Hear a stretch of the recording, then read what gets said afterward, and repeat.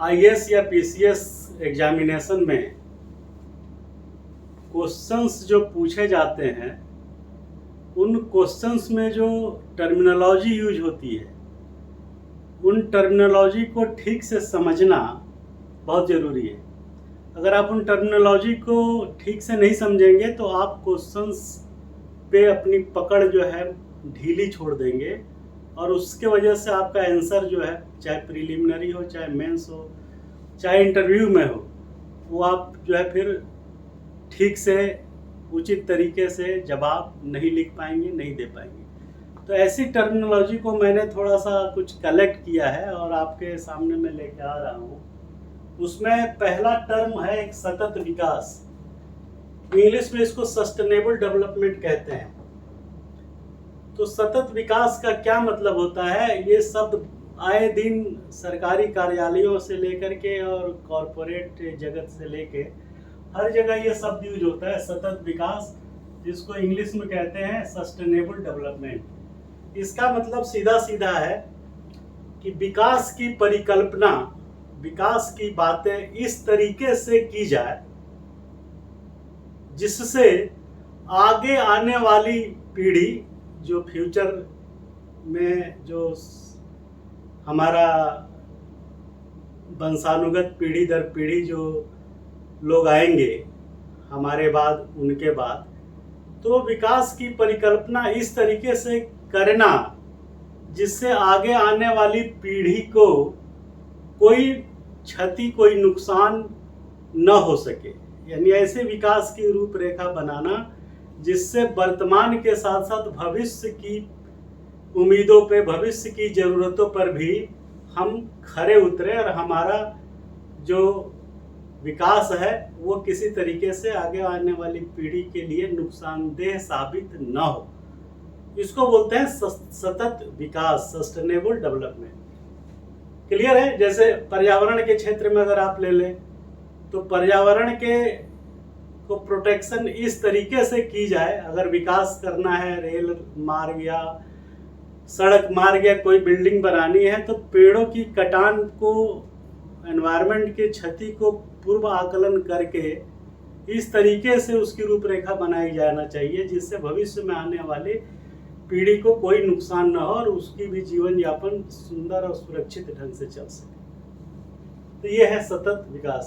दूसरा एक term use होता है brown field and green field. ये प्रोजेक्ट के बारे में ज्यादातर ये टर्म यूज होता है कि व्हाट इज ब्राउन फील्ड और what is green field project. तो ब्राउन फील्ड प्रोजेक्ट का मतलब होता है कि वो प्रोजेक्ट जो पहले से कोई स्ट्रक्चर, कोई ढांचा खड़ा है, तैयार है, उसके बदले में, चूंकि वो डिप्रेशिएट हो गया है, खराब हो गया, उसके जगह पे कोई दूसरा रूपरेखा तैयार करना, उसको बोलते हैं brown field project. Green field project just इसके उल्टा है। इसमें जो है पुराने चीजों को, पुराने स्ट्रक्चर को नहीं बनाना है, बल्कि हर चीज को नए ढंग से, नए तरीके से कंसेप्चुलाइज करना है और उसको उसी हिसाब से निर्माण करके कमीशनिंग करना है।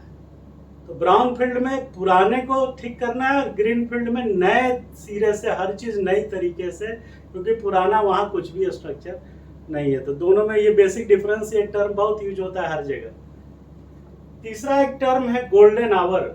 आपने आपदा प्रबंधन का नाम सुना होगा, नेशनल डिजास्टर मैनेजमेंट अथॉरिटी है भारत सरकार की। उसमें ये शब्द यूज होता है ज्यादातर तब जब आपदा के समय शुरू के 1 घंटे में रिसोर्सेज को इस तरीके से मोबिलाइज करना जिससे अधिकतम लोगों की जान जो है बचाई जा सके और न्यूनतम क्षति जो है हो सके। तो अगर आप एक्सीडेंट या कोई हादसा होने के, आपदा आने के 1 घंटे के अंदर आप संसाधनों को, मैन मटेरियल, मशीन को, एम्बुलेंस को, डॉक्टर को, जो भी जरूरत की चीजें हैं उनको साइट पे 1 घंटे के अंदर पहुंचा देना जिससे अधिकतम लोगों की जान बचाई जा सके और न्यूनतम, कम से कम जो है बर्बादी हो सके। उस पीरियड में जो मोबिलाइजेशन ऑफ रिसोर्सेज होता है उसको बोलते हैं गोल्डन आवर। एक टर्म और ज़्यादा बहुत यूज हो रहा है आजकल, that is gap assessment. Gap assessment शब्द का प्रयोग ज़्यादातर आज परियोजनाओं को कंसल्टेंसी के सेक्टर में यूज हो रहा है। तो गैप असेसमेंट नाम से ही लगता है कि किसी चीज़ का गैप है इसमें। तो ये गैप है डिमांड एवं सप्लाई का। किस चीज़ का? मांग और आपूर्ति का। तो हमारी ज़रूरत कितनी है, डिमांड कितनी है और उसके अगेंस्ट कितनी सप्लाई है।